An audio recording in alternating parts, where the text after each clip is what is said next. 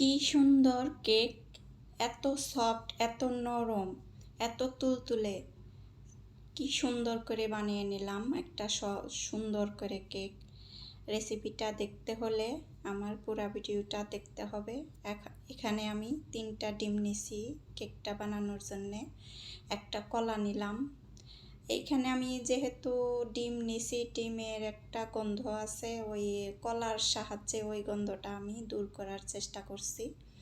তা সফলও হয়েছি, অনেক ভালো হয়েছে। সেন্টটাও কলার একটা ফ্লেভার আছে, ওইটা আসছে। এখানে আমি কলা কাঁটা চামচ দিয়ে একটু ম্যাশ করে নিছি। এখন ডিমগুলা আমি ধুয়ে দিব। সব কিছু একসাথে মিশ্রণগুলা দিয়ে, সব উপকরণগুলা দিয়ে মিশ্রণ আর কি মিক্স করে নেব। সব কিছু মিলিয়ে প্রথমে সব একে একে আমি সব আইটেমগুলা দিয়ে দেব। দেখতে থাকো, সামনে ভিডিওটা ভালো লাগে যেতে পারে। এই তো আমি ব্লেন্ডারের হাতলগুলা লাগাই নিতেছি, কি বলে এটাকে। এই তো আমি চেক করে নিতেছি যে চলে কিনা। এই যে চলতেছে। এখন আমি আস্তে আস্তে আটা মেপে দিলাম। আটাটা আমি সেঁকে নেই। তারপরেও কেউ বলে যে আটা ভালো করে সেঁকে নিলে কেকটা সুন্দর হয়। এখানে আমি 1.5 কাপ চিনি নিছি, 1 কাপ গুঁড়া দুধ নিছি, 1 চামচ বেকিং পাউডার, সামান্য একটু বেকিং সোডা নিছি। তারপরে একটু মিক্স করে নিলাম। তারপরে এই কাপেরই 1 কাপ তেল দিয়ে দিব, সাদা তেল, রান্নার তেলটা দিয়ে দেবো। এই তো 1 কাপ তেল নিছি। তারপরে এখানে আমার লিকুইড দুধ ছিল না, একটু পানি দিয়ে দিছি। তারপরে একটু ব্লেন্ড করে নিলাম 5 মিনিটের মতো। একসাথে 5 মিনিট আমি ব্লেন্ড করে নিছি। সফট, একদম নরম তুলতুলে একটা ডো মানে মিশ্রণ তৈরি হবে।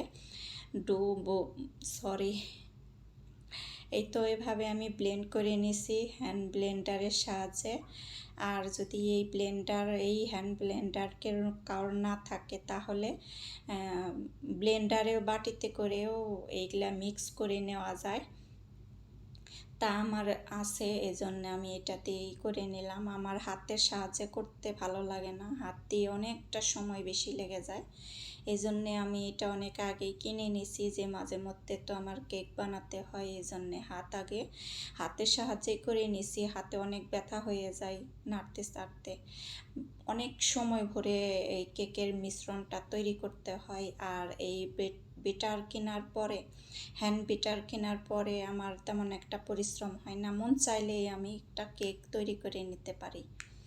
এই তো এখন এই যে সব সুন্দর করে বাটিতে একটা পেপার বিছিয়ে দিছি। আর লেখালেখির পেপারটা ছিল আর সাদা পেজ। এখন তো ঢাইলে দিয়ে একটু নাড়াচাড়া করে নিছি। এখন যে ছেলে আমার চকলেট আইনা দিছে, যে চকলেট দাও, চকলেটের ফ্লেভারটা ভালো লাগবে। তো আমি চুলাই বেক করার জন্যে কিছুক্ষণ দিছি। তারপরে দেখলাম যে অনেকটা টাইম লাগতেছে। আমার আবার ওভেন আছে, চুলাই দিলেও ভালো হয়, সিলিন্ডারের গ্যাস। পরবর্তীতে আমি যাইয়া ওভেনে দিছি।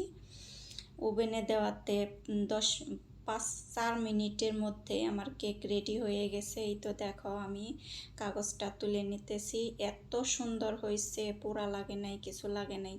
আর যে চকলেটগুলা দিছি সব নিচে এসে পড়ছে। এই তো কিছু দিলে নিচে এসে পড়ে, এই জন্য আমার কিছু দিতে ইচ্ছা করে না। এখন যদি আমি মোরব্বাও কিছু দিতাম তাহলে ওই যে নিচে আইসা পড়তো। এইখানে দেখো, আমি যে গরম গরম আমি কেটে নিতেছি। এত নরম, এত তুলতুলা হয়েছে। আমি আগে কেক ডেকোরেশন করছি, এখন আর করি না, ভালো লাগে না। এই জন্যে ক্রিমটাও আমি হাতে বানিয়ে নিছি, আগে সুন্দর করে ডেকোরেশন করছি। এই তো দেখো, আমার কেকটা ভালো লাগলে লাইক দিও, আর খুব বেশি ভালো লাগলে শেয়ার দিয়ে দিও আত্মীয় স্বজনের কাছে, আরও অনেকে দেখার সুযোগ পাবে। এই তো আমি কেটে দেখাই দিতেছি কতটা সুন্দর হয়েছে। আজকের ভিডিওটা এই পর্যন্তই। ভালো থাকো, সুস্থ থাকো। আবার কোনো নতুন ভিডিওতে কথা হবে, আর সাক্ষাৎ হবে। নতুন নতুন রেসিপি দেখার জন্যে আমার চ্যানেলটা সাবস্ক্রাইব করে রেখে দিতে পারো।